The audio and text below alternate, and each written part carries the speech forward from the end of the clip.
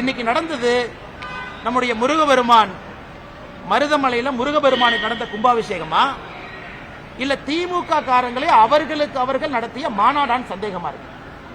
பக்தர்கள் எல்லாமே நேற்று சாயந்தரத்திலிருந்து படிக்கட்டுக்கு வெளியே நிக்க வச்சிருக்கிறாங்க. படியில ஏற கூட விடல. அமைச்சர் சேகர் பாபு அவருடைய மனைவியும் குழந்தையும் போலீஸ் எஸ்கார்ட் போட்டு மருதமலை கூட்டிட்டு போறாங்க. இந்த அநியாயத்தை பார்த்திருக்கீங்களா? ஒரு அறநிலைத்துறை அமைச்சருடைய மனைவியும் மகளும் குடும்பமும் எஸ்கார்ட் போட்டு மருதமலை எஸ்கார்ட் போட்டு. ஆனா முருகபெருமானுக்கு சேவை செய்யக்கூடிய கோயம்புத்தூர் மக்கள் அவங்க எல்லாம் கையை கட்டிக்கிட்டு படி கீழே நிக்கிறாங்க. விபூதி கூட கொடுக்கல. 750 சிறப்பு தரிசன பாஸ்.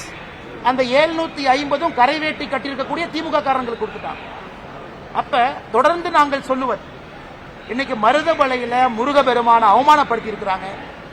உண்மையான பக்தர்களை உள்ள விடல. கும்பாபிஷேகத்துல எப்படி நடத்தப்பட வேண்டுமோ அது போல நடத்தல. இது திமுக மாநாடு போல சேகர் பாபு அவர்களுடைய மனைவியும் குழந்தையும் ஏதோ கோயம்புத்தூருக்கு டூரிசம் வந்துட்டு அப்படியே மருதமலைக்கு எட்டி பார்த்த மாதிரி வந்திருக்கிறாங்க. அதனால இதை பாரதிய ஜனதா கட்சி வன்மையாக கண்டிக்கின்றோம்.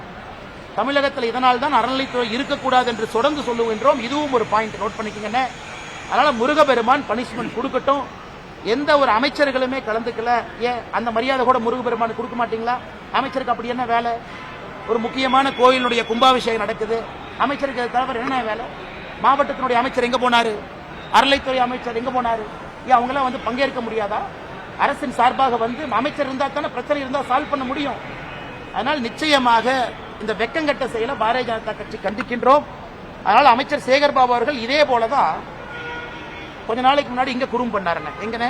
திருச்சியில ஸ்ரீரங்கம் கோயில். அங்கேயும் அவருடைய குடும்பம் இதே மாதிரி வந்து சொர்க்கவாசல் திறக்கிற அன்னைக்கு பிரச்சனை பண்ணி டோக்கன்ல வந்த பப்ளிக் எல்லாம் தள்ளி பெரிய பிரச்சனை ஆச்சு. அதனால் சேகர் பாபு அவருடைய செயல் தொடர்ந்து அத்துமீறி கொண்டிருக்கின்றார். இதை முருகபெருமான பார்த்துக்கிட்டு இருக்காரு. தக்க நேரத்தில் பனிஷ்மெண்ட் கொடுப்பாரு நம்புறோம். செய்திகளை உடனுக்குடன் தெரிந்து கொள்ள உடனே சப்ஸ்கிரைப் பண்ணுங்க.